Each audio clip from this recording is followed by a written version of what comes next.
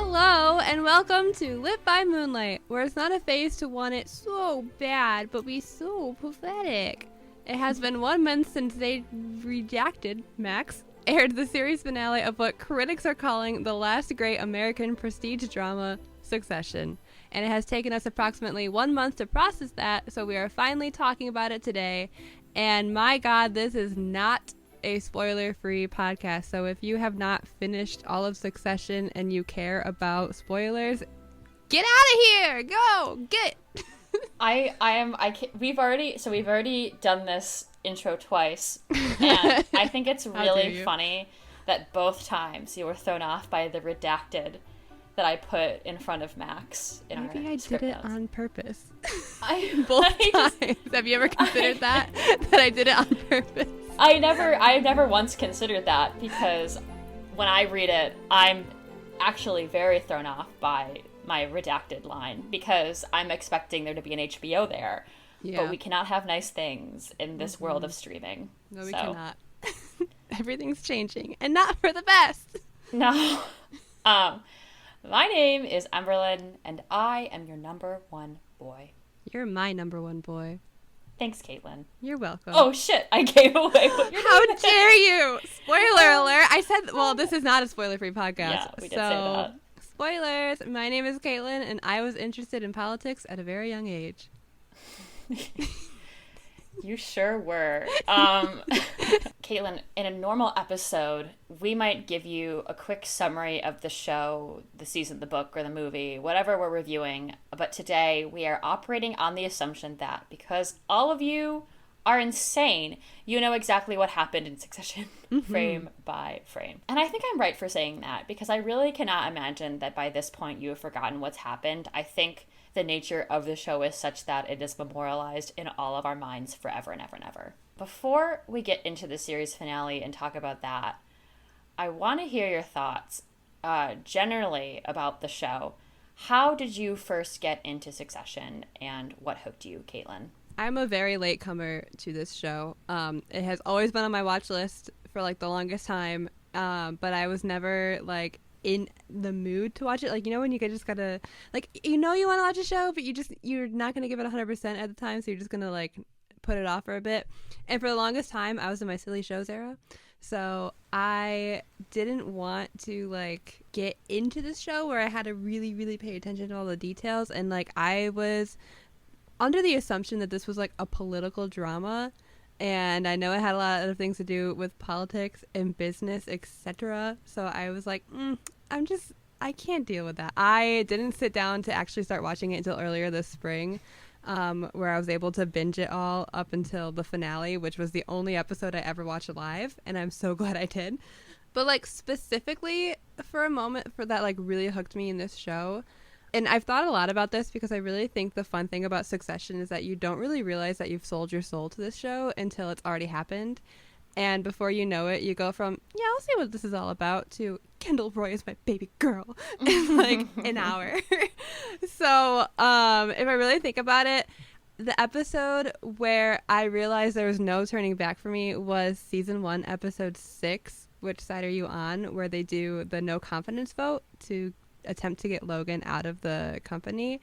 And I was so stressed the entire time the vote was going on, and watching Logan absolutely take over the room that he shouldn't have even been in anyway, him just being the absolute worst. Kendall is literally running across the city to try and make it to said vote, and he's on the phone the entire time, and he's running and out of breath, and that's already stressful.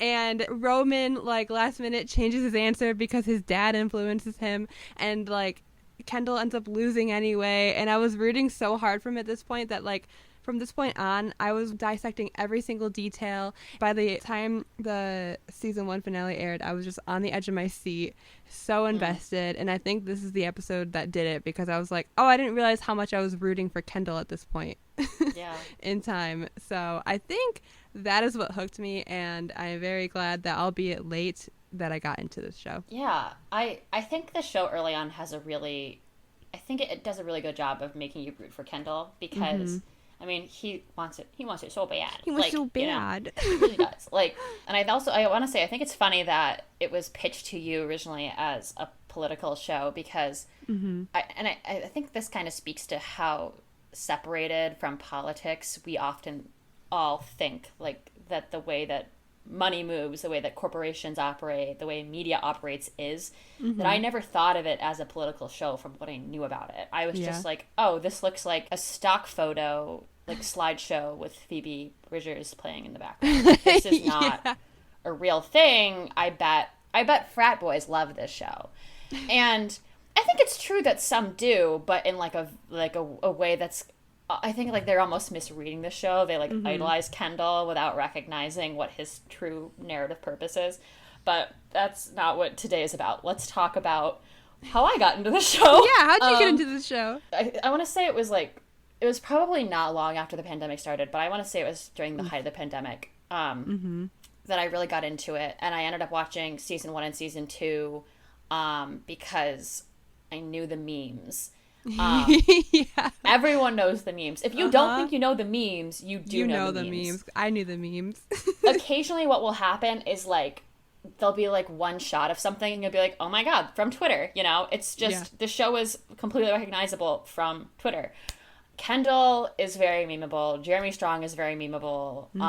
So you just kind of come in knowing like a lot of his scenes just from other places. It's so funny. I ended up watching season 3 as it aired not long after I moved to DC, and then I also watched season 4 as it aired. When I think about what really got me hooked on the show, this is a lot harder for me to nail down, but I often think about one of the first scenes in episode 1, season 1, where Kendall gets in the back seat of his car with his driver taking him to Waystar, and he's getting ready to be crowned king, essentially. Like, today is the day that Logan is going to hand over the throne. And I want to take a pause to talk about, like, maybe not the irony of this, but just how silly it is, because we really have no sense how much time has passed between this moment and the end of season 4. But what we do know is that Kendall is essentially in the same place he was when the show started, except he's worse off because he's pretty much lost everything. It's just crazy because like he's done so much between episode 1 and then the very last episode, but there was no progression for him. He was always doing the same thing and always in the same spot. Yeah. Crazy. This is literally one of my... We have peaks and valleys where we talk a lot about, like, what we liked about the show. This is one of my peaks that I'll talk about a little later. But I think there's something so funny about that. But at the time that I was watching it, all I was seeing was this man in the car on the way to Waystar, and he's listening to an open letter to NYC by the Beastie Boys, with NYC kind of being his kingdom. So at the time that I'm watching season 1, I think this, I'm gonna set this scene a little bit, because this I think is really important to like why I continued watching. I didn't just like write this off as being like a weird stock photo drama. So a global pandemic has happened, and New York City has been shut down, and the morgues are overflowing, and the hospitals are overflowing. It's, I think, a very raw and frightening time for a lot of us. And at the same time that this is happening, I think there is this level of consciousness about the uber wealthy emerging that is new for a lot of people, because I don't think many of us have ever felt as truly separated from this population before. This population that can run away from New York City to upstate, or hop on a helicopter like the Roys and run from a public health crisis and behave irresponsibly, because they will always have access to healthcare and they won't be the ones that suffer from their choices. And so to see a piece of media like this at a time when I think like the facade of wealth as this, I think, glorified thing that is attainable is fading, is really fascinating. And I'd like to believe that a lot of people streamed Succession at the same time that Gal Gadot Imagine video came out. And that is very possibly the combination of things that set a lot of people off. Yeah, that was a choice she made, and others involved. It's really interesting because I think at the time that this is all taking place, we were seeing a lot of headlines about celebrities having like parties and like continuing to kind of behave like everything is normal, because they can. Not that they should, but that they can. So to encounter a show where wealthy people are the leads, it's like, okay, what is this going to actually be about? And is it just going to be like us dick sucking somebody who is actually probably wealthy beyond any qualification for needing to be wealthy? Not probably, but like is. So then like speaking of which, another added layer of this is there's like massive amounts of misinformation being spread widely about the virus, about the means of protection against the virus. And the media is instigating and influencing much of this misinformation. And now we have a media organization like Waystar and then a news organization like ATN. And I think this would be a good time to share that one of the show creators' major inspirations for Succession is the Murdoch media empire amidst other wealthy families. And these people are really one of the founding families of misinformation, the Murdochs, that is. So for those of you at home who don't know, the Murdochs own Fox News and the New York Post, the Wall Street Journal, an array of tabloids as well. And the patriarch of the family, who would be the counterpart of Logan Roy, Rupert Murdoch, has a net worth of 17 billion, and that's an estimation. Wow. So we really don't know how much money this guy has, and I would really be afraid to find out, and I already am. But this is a family that holds a great deal of power and responsibility for misinformation in this country globally, and their wealth and influence is kind of inconceivable. These families themselves, I guess, images, these concepts of these people, like the images we have in our minds of who they are, what they represent, is inconceivable because their influence over the media allows them to curate our news feeds and their images to their own liking. Mm-hmm. So this show, I think, is incredibly timely because of everything I've just mentioned and because it is trying to make sense of the inconceivable, or at least allow the viewer to wrap its head around the enormity of families like the Murdochs. And yes, it is entertaining, and the point is to entertain and for us to all to gather around yet another media organization's, TV network every night and watch the show. Yeah, like there is some irony in that. But I think it is also a challenge. It is also an opportunity to assert the patheticness of the wealthy and to humanize them. This is something Overthinking talks about in their video essay, why everyone says Succession is Shakespearean. I will link it in the description.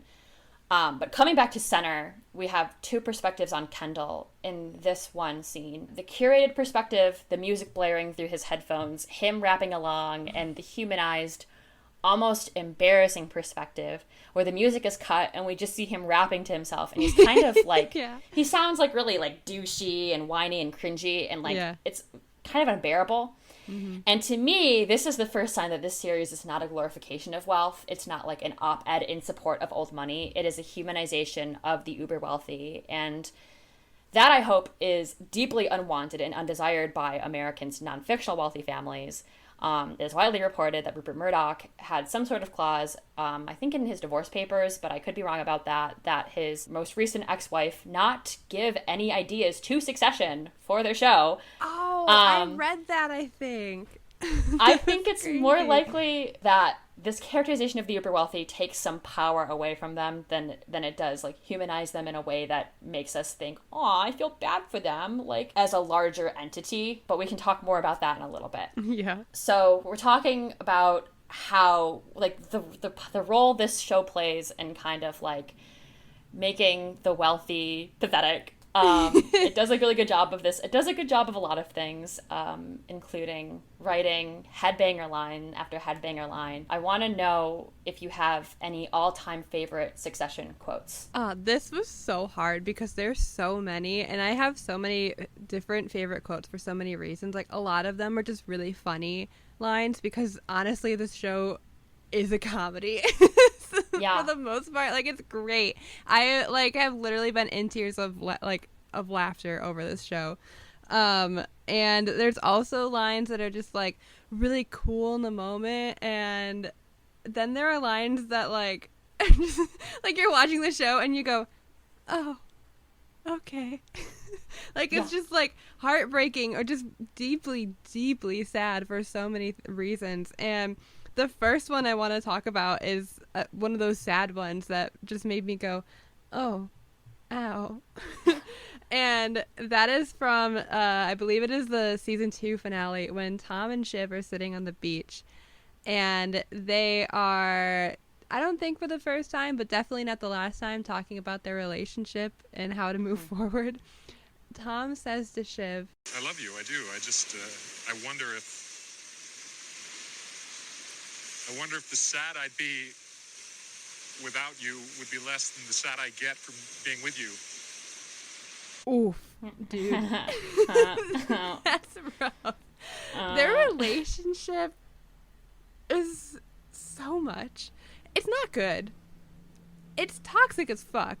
But my God, it is captivating to me. And the fact that this is probably a true statement, that Tom absolutely, he would be sad without Shiv, but he would be way less sad without Shiv than he is with Shiv currently, is a true statement, is most likely a true statement. And the fact that he like said this to her face. Now, he has said worse things to her face, and she has said worse things to him after this. But like, I feel like what doesn't happen often, and then when it does on the show, it just like punches you in the gut, is when people actually share their truth with each other. Because there's so many scenes where it's like, oh, you can tell on their face what they want to say, but then they don't. But when they do say the truth, it happens so rarely, like where characters aren't lying to each other or aren't masking like their actual emotions to each other, that when this happens, it hurts so much. There's just something about the way that Mr. Darcy himself, Matthew McFadden, just looks so sad, like a little kicked puppy sometimes. The baby girlification of Tom Wambsgans really gets me. I don't like him, but I love him, you know? Yeah, I know. He's like my guilty pleasure. There's just something about his little face, you know? Like, he's so, like, gag-worthy. Like, I can't stand him. But also, like, Matthew McFadden himself, it's like a whole different ball game, you know? Though I find it, I think, increasingly difficult, given everything that happened this season, to separate the actor from the man. Because, oh my God. Oof, you know? What about you? What was the first quote that stood out to you? Well, first, I want to go back to what you said about the truth, because I think this is a good time for me to talk a little bit about the unique power of language in this show and what goes into formulating that power. I think you have to be a very talented person to write for this show and to like fully understand, I think, not just what needs to happen to move things forward, but like what needs to be said and what makes sense.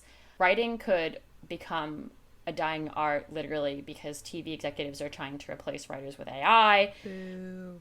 And there is an entire remarkable movement by the WGA to ensure that that doesn't happen, and also that writers get paid properly for their craft. And I've linked some resources in the chat for things you can do to support them, including a link to a fund that can be used to support writers that are affected by the strike. And to that point, television writers are really essential to a show's communicability to its audience. And I think this show is a great example of that, because only humanity can fabricate the vernacular to tell this story or any remarkable story. I think only humanity can fabricate these lies. Something a lot of pop culture essayists talk about is the language in this show is essentially jargon. It's not real. It's not true. It's shop talk. It's a resume. It's give me your performance indicators, or it's I need the optics, or it's your love portfolio, quote unquote.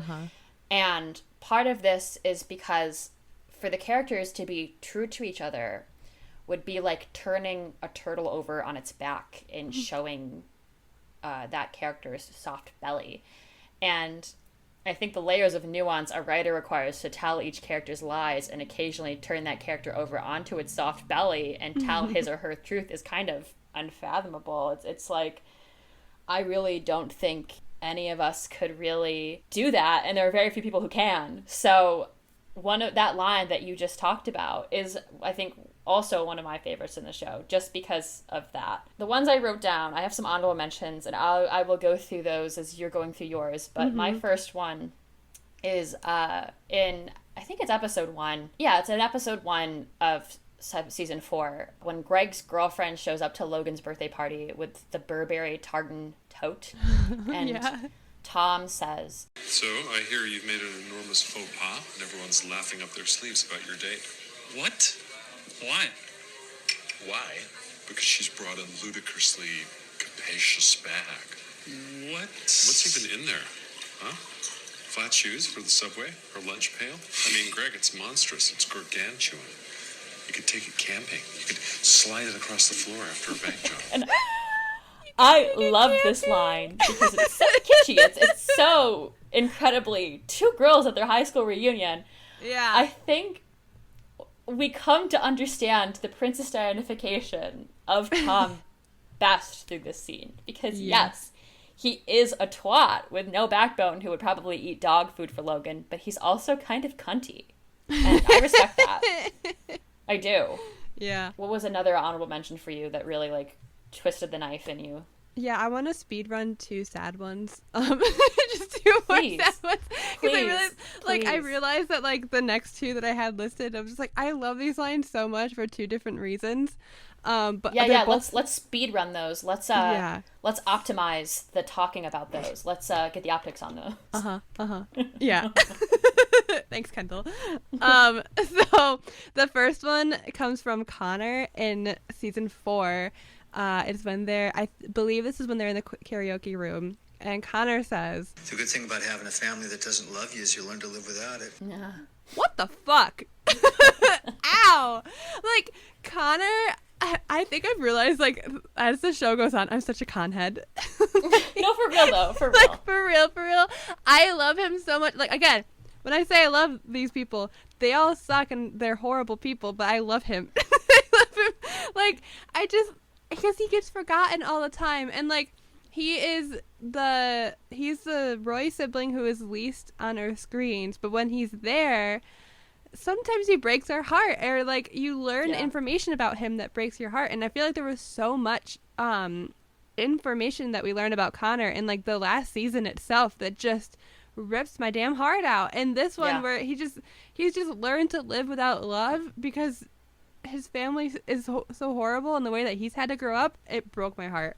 And then another very painful one that comes from episode 9 of season 4 is at the funeral when Roman says, Is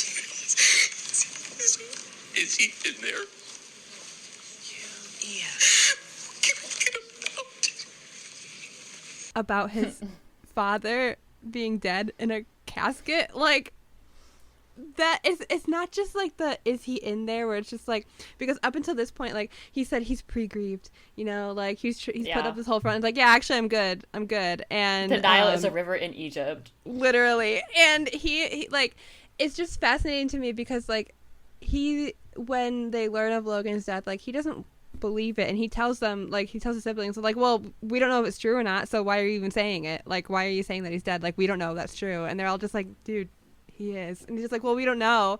And he's the one sibling who has to like go into the plane afterwards and see for himself that his father is in fact dead, and he's the only person who does that. And then the fact that like up until this point, like, he's kept it all bottled up inside him to where like he can't, like, I think it's in at the funeral where he processes and realizes the fact that his father is in fact dead.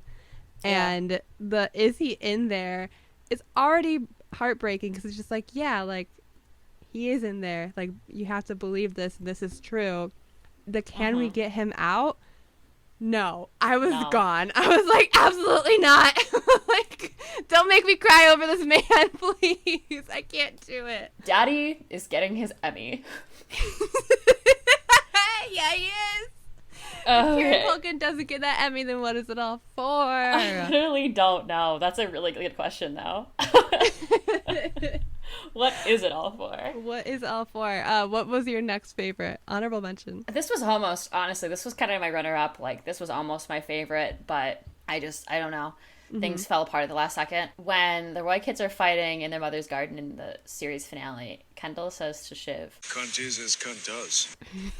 I say this all the fucking time. Wherever I am, whatever I'm doing, I'm not only saying it, but I am thinking it, and I'm not only thinking it, but I am living it. With the emergence of cunty, I feel like as like almost like a reclaimed term for the girls and the gays, I've been eating it up. Like, happy for you. It's perfect. It really is. It's working wonders for me. How about you? What's your next line or lines? So Carl is such a guy. And I can't like mention him without mentioning Frank, and I can't mention them both without the fact that you once told me they're my frog and toad. They are legit my frog and toad. I think I saw like a Tumblr post like that once, and I was like, yo, that's Frog and Toad. I literally couldn't unsee it. Like, ever since you said it to me, like, every time Frank and Carl would be on screen together, I'm like, oh my god, it's Frog and Toad. Fucking frog and toad. Like, truly. But No, yeah. Carl, at one point, and, like, here's why I love Carl, because, like, sometimes he would just, like, say things, and you're like, you idiot. Like, why would you say that? Like, you're, like, how have you not lost your job just by You Logan silly being little like, man. okay, Yeah. get out. Like, I'm sick of you. But Carl, at one point, says to Tom, You're a clumsy interloper and no one trusts you. The only guy pulling for you is dead. And now you're just married to the ex-boss's daughter and she doesn't even like you. And you are fair and squarely fucked. Jesus, Carl. like, hello? That is such a read, honestly. He set the table and he put it all out there for him. If I were Tom, I would have taken a knife out of the holder and killed myself. Like, what the fuck? Literally, I remember watching it. I was like, dude, you just lost your job. Like, there's no way you're gonna, like, stay on top or, like, stay within the company if, by saying that to Tom, like, also the balls on this man. I know. It was so good. I want Carl to tell everyone off and then, like, ride off into the sunset with Frank on a tandem bicycle. Yeah, as I they think should. that would have been the only acceptable, like, alternative ending to the show. Another one, thinking of Carl, like, I can't remember exactly how it goes, but at one point, it's, like, literally, like, moments after Logan dies, and he goes, well, we're officially off the clock, and he pours a drink. That's, like, sitcom comedy. Like, that's so silly to me. But, like, it's also so real, because, like, as someone who copes with comedy and for grief, I'd be like, I'd be making that exact same joke. It reminds me of this part in Yellow Jackets. Spoiler alert for anyone who hasn't seen Yellow Jackets yet to, like, skip over, like, 15 seconds. But, like, when one of the characters basically gets eaten by all the other girls because the show's about cannibalism, which I feel like is not a spoiler. And at the very next morning, they all wake up and one of the girls goes, so I guess no one wants breakfast. And I was just like, that's so fucking funny. Like, Rough, what's dude. he gonna do in that situation? I don't know. Yeah. All right, your next one. This is another one where we talk a little bit later about monologues, and this was probably up there for me. It was like, I think Shiv's eulogy at Logan's funeral was great.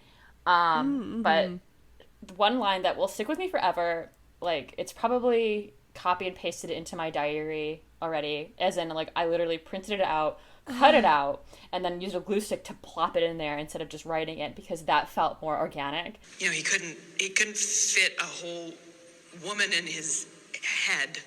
And the camera is on Kendall, which is so ironic because he just had yelled at Rava and Jess. Yep. I remember just, like, pointing at the television and saying, like, there it is, because it was really us being shown, like, who Kendall is and that he is his father's son. And I think, like, we know about the role of women in the Roy family, in Waystar. Like, Shiv is white womaning because that's what she does, but, like, she's also alienated from her brothers and father no matter what. And it's because I think they could never fully swallow her. I don't think any man on this show could ever fully conceptualize a woman like Shiv or Jerry in all of her complexity, and this show understands that. And I don't think it understands it in, like, a girl boss kind of way. Right. Like, I think it's much more primal than that. I think it is much more like, you have never grown something inside of you and then pushed it out of you and felt the agony of that, and you never will, and that scares you, and that's why you'll always keep me a step down from you. which I hope is not reductive in the way that me being like, girl boss would be, but like, that's kind of what I'm thinking, and there's probably like deeper and deeper layers of that. Yeah. What was your next line? There's so many, as you can see. There's so many. This is like Watch Mojo's top 10. Welcome to Watch Mojo. Again, two at once because they're both in the same realm, but they're like funny now. The first is so for context of the scene, Logan is like sick and he didn't take his medication, so he's kind of like he's kind of in and out of it. He's kind of hallucinating and he's like just not present, and he's elsewhere in his mind. And so he thinks that there's like a dead cat underneath his chair and he wants someone to get rid of it so that his sister doesn't see. So they all play along with it, and Kendall comes in, and now at this point, like, he's separated from the family, like, no one likes him, like, they're not on good terms. Kendall comes into the room, and he goes, What's happening? His doctor's on the way. What the fuck is going on? It's fine. It's all right. What is Could you that? leave, please? That is an imaginary cat. Now, could you please fuck off? and that to me, like, I've seen compilations of, like, like, Succession out of context, and that is probably one of my very favorite things, because, like, I would love someone who has never seen the show to look at that clip and just guess what is going on. Like, you cannot. I love it.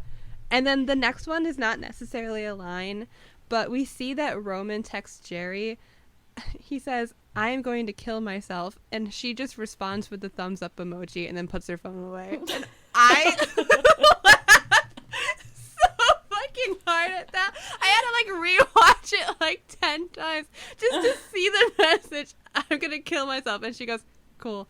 Just a thumbs up, and then she puts her phone back in her pocket. That reminds me so much of, like, when you text your mom or something, a long paragraph, and she's like, "What do you want for dinner?" Or just, like one of the, like, literally that, though. Like. So, Evelyn, what is your all-time favorite quote from Succession? My favorite also comes from season 4. A lot of these are coming from season 4 because I think the writing this season was, like, unbeatable, but, it's in episode 8. Kendall is talking to Siobhan and they're trying to make a decision about the election, and he says, Maybe the poison drips through. Ooh. And to me, this is like one of the pivotal speculations of the season. I think this idea that Kendall may or may not be redeemable, or at the very least capable of leading Waystar differently and leading his life differently than his father. And maybe we already know he's doomed by the narrative, like he's Richard III, dead on the throne, but it's unclear if he does, at least to me. And I think part of that is because he has this ignorance about him, like this complete lack of self-awareness that keeps him from seeing that he's already poisoned. Woof. Yeah, it like kind of, it's like one of my favorite lines, because I think up until like really like not long before the credits roll on the last series, you have this thought of like maybe everything will turn around, not in the sense that he gets Waystar, but that like maybe he overcomes this. Maybe, you know, when Logan died and the cage was kind of opened and all the kids could have run out, maybe he'll finally run out, but he doesn't. But you're all everyone is still waiting with bated breath to see if he will, though. Yeah, or if any of the kids will, and it's like devastating when they don't. Yeah. Because I feel like at this point, like, you're still like, there's part of you that's still hoping like maybe it'll be different, but this is just not that type of story, and it's a tragedy. And it's when he says that, and I feel like with the last couple episodes, even like up before, I think like his funeral speech kind of solidifies, like, it's just the cycles are cycling, you know? Yeah, for real. What was your all-time favorite line from the series, Caitlin, if you had to choose? So this line is the line that I repeat probably on a daily basis, sometimes even when I'm cooking breakfast in the morning, and that is the line. That was the only 2-hour period in which you did not send an email to Mr. Hirsch with the title, "You can't make a tomlet without breaking some Greggs." Yeah, that's good. That's good. Laughed so hard at that line. Like, it's just so perfect. Like, I almost, like, it's one of those lines where it's like, did they think of that, like, after the fact, or did they specifically name these characters Tom and Greg so that they could make that line? You know, it's just like one of those like, oh, thank God this is how it all worked out, because it's such a funny line. And every time like someone's making eggs in my house, I'm like, well, you can't make a omelet without breaking some eggs. I remember this because when you started this episode, I was like, I cannot fucking wait for Caitlin to hear the phrase, you can't make a omelet without breaking. I knew that it would be your favorite. I was like, this girl is about to get her whole world flipped on its side because of this one. And it did. It was so funny. You said, there's a line I think you'll like in this episode, and I said, okay, and then immediately texted you that line in all caps, and you're like, that's the one. yeah, I knew you knew what it was. You knew. It was just, you know, yeah. And it's great. I think it's an iconic line, but I also think it's just like, we know each other. Like, yeah, we have been known by each other. Okay, so we've talked a lot about our favorite quotes, but specifically, there's a lot of really good monologues in this show, and I wonder if you have a favorite. I have.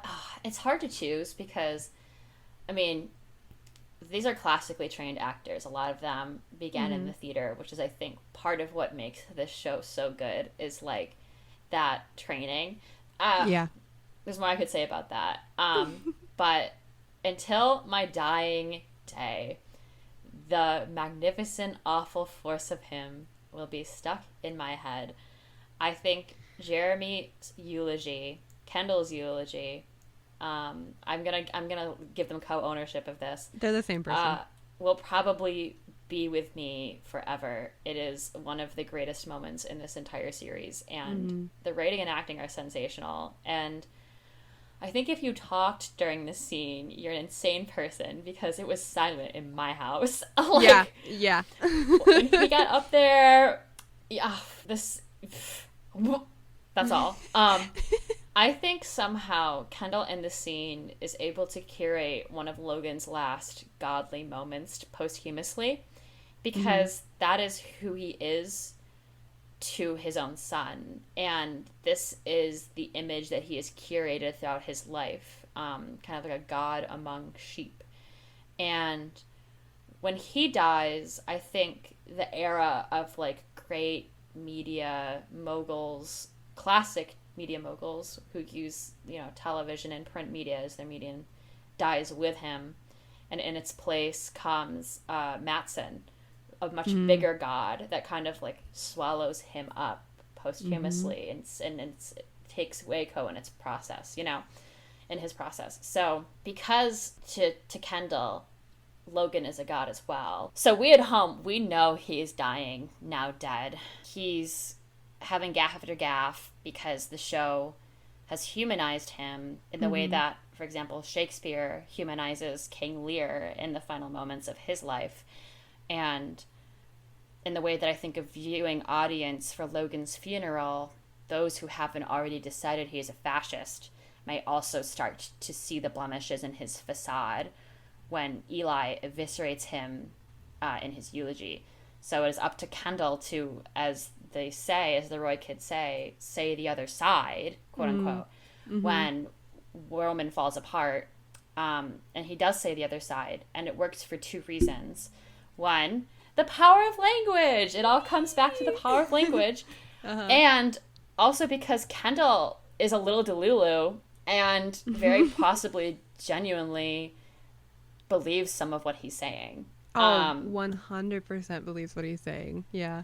So I feel like that scene to me is like, is an Academy Award maker. Winner maker, I guess.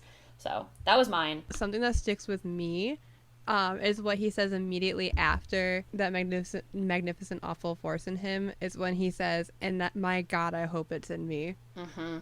When he said that, I remember just like watching it, and audibly I was like, dude.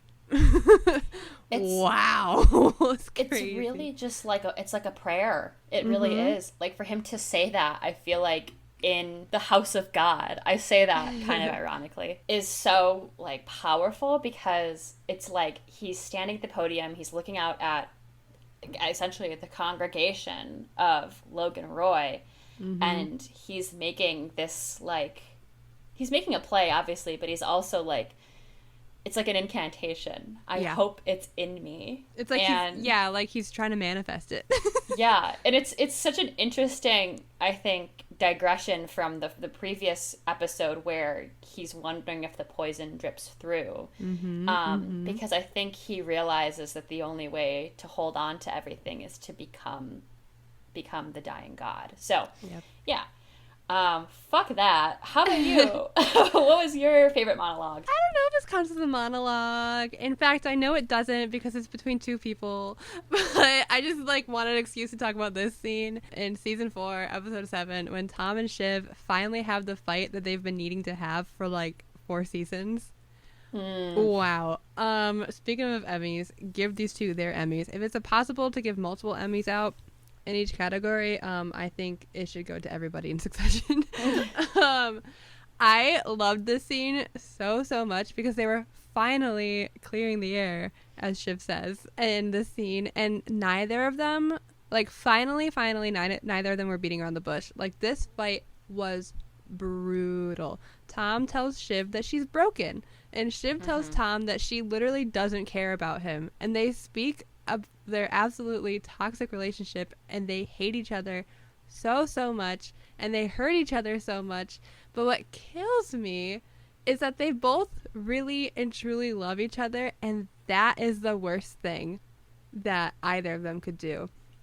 Is that, like, no matter what they say to each other, there is still a love deep down, whether they want to acknowledge it or not. And I feel like it goes both ways. Like, for the longest time, when it came to Tom and Shiv's relationship, it was just like, oh, Tom's obviously in love with Shiv, but she doesn't care about him. But also, he's kind of only there for the money and the name.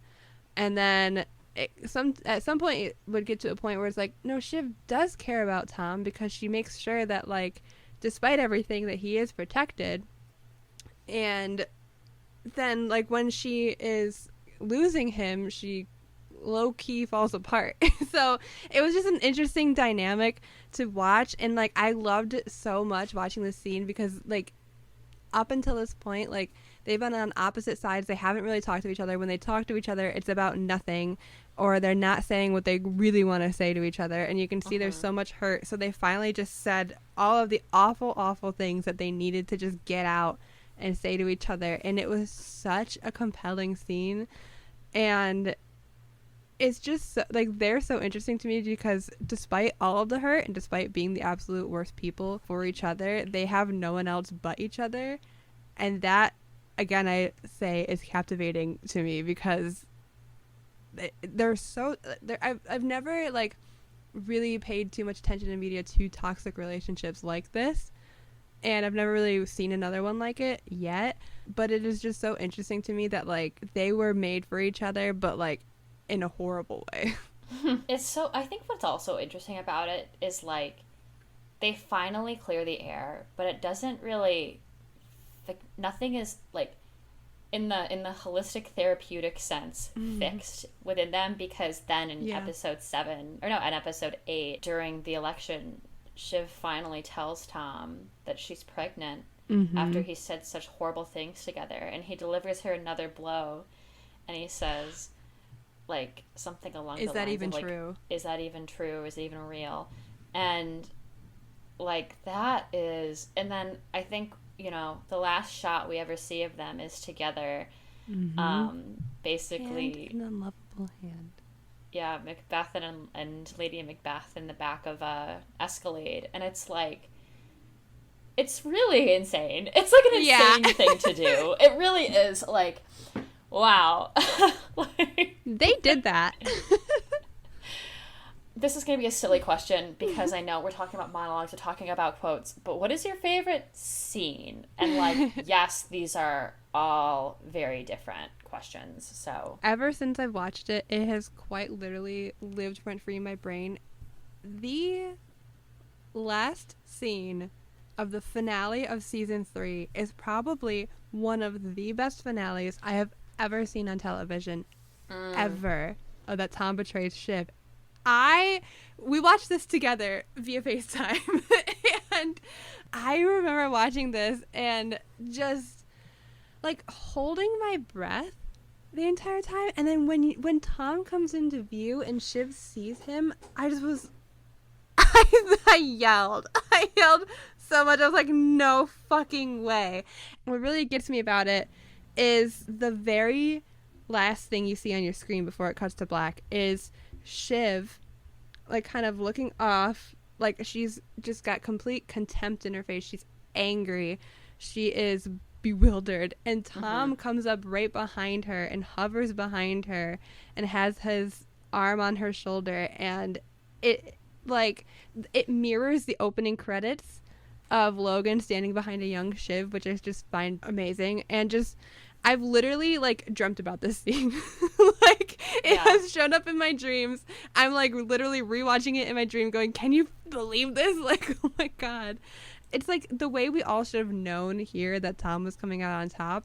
I don't know. It's going to take a lot for another show to absolutely rock me like this episode did, and I'm still not over it. Yeah, I have to say, like, I think you're right that this is one of the best scenes probably in the show. One of the best finales, too, for a show generally, because I think the duality of its interpretation at this point, when we're talking about this, offends me. If you watched it as it aired or after, you're like, whoa, Tom did that? Like, okay.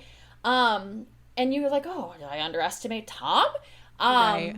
And, like, you come to learn that you sort of did. Like, to be honest, I don't think he's that underestimatable, if that's even a word, because, like, he just is what he is, a lapdog, and that's ultimately what gives him power in the end.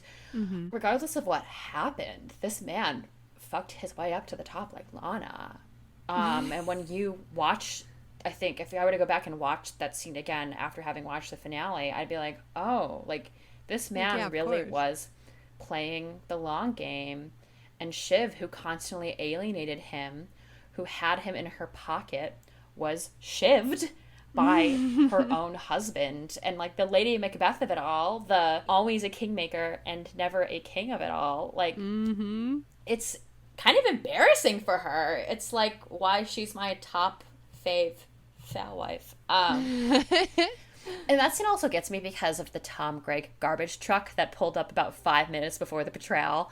Like, that homoerotic little alliance of ghoul men that took over giant media empire. That's really fucking funny. But I actually, as we were talking, I realized that I think my favorite Succession scene is actually the 27-minute take.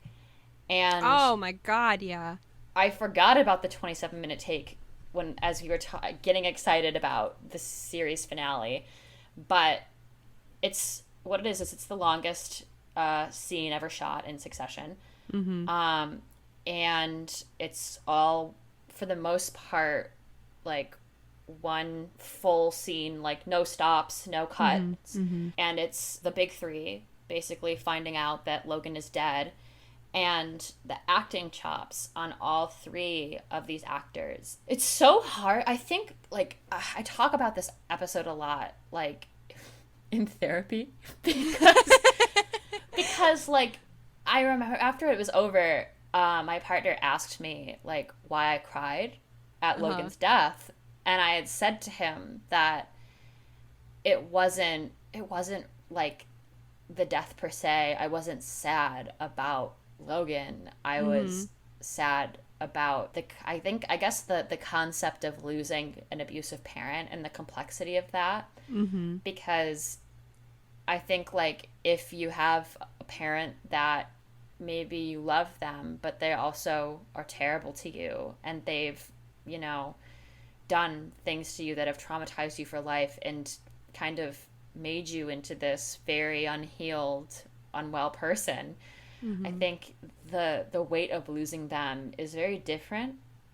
Not greater, but different than losing a parent who was loving and you had a healthy relationship with, because you do love them and you do miss them and you do grieve for them when they pass, but you're also grieving in part the idea of them, who they could have been, and you're also grieving what they did to you in the end of that, which is why I think Roman's denial of that death is so fascinating, considering he was the most physically abused child. And why Kendall's kind of like, I think his pain is so tangible, and like his need to be numb and to be the elder brother in this case is so, I think, heartbreaking. If you're an eldest daughter, you know.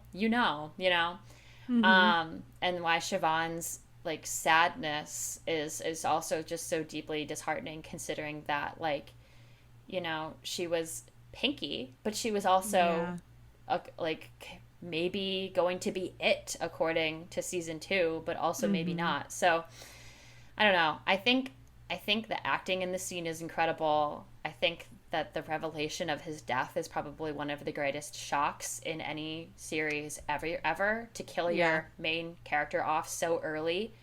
Respect. And to have that be completely unexpected is, I think, a remarkable thing, and it works. It works here because we get to see what I think the most important question in this show is what happens to these children when there is no longer a Logan Roy.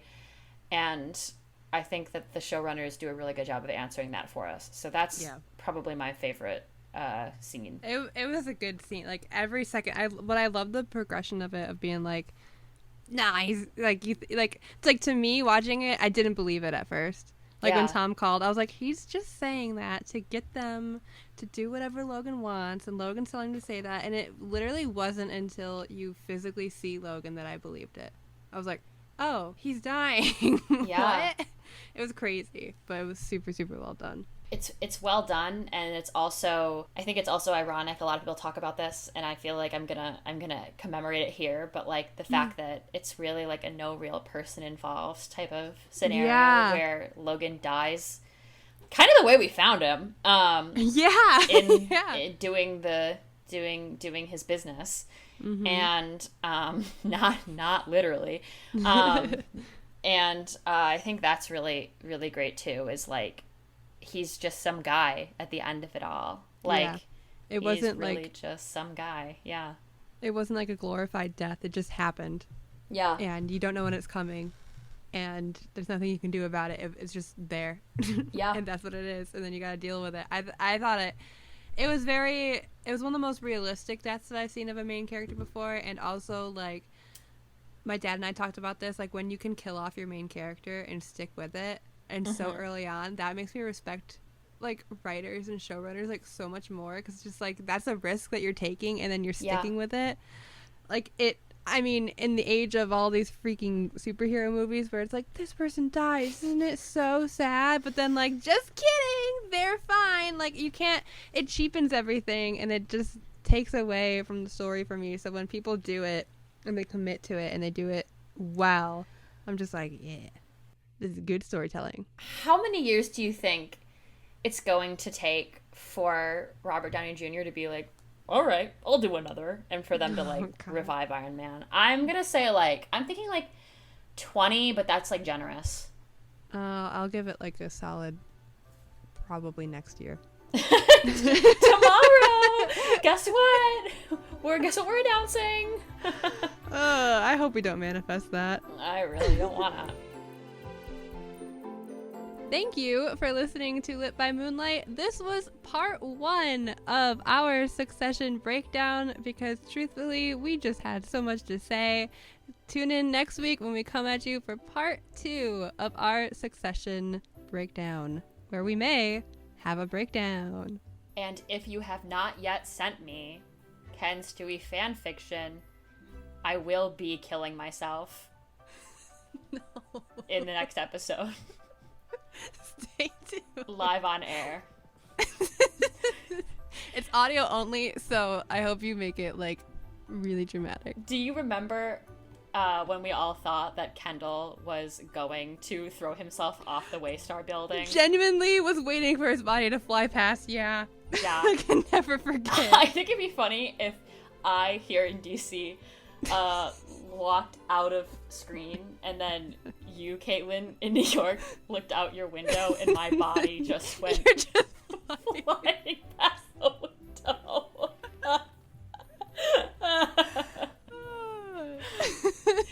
You don't want to miss it. Bye.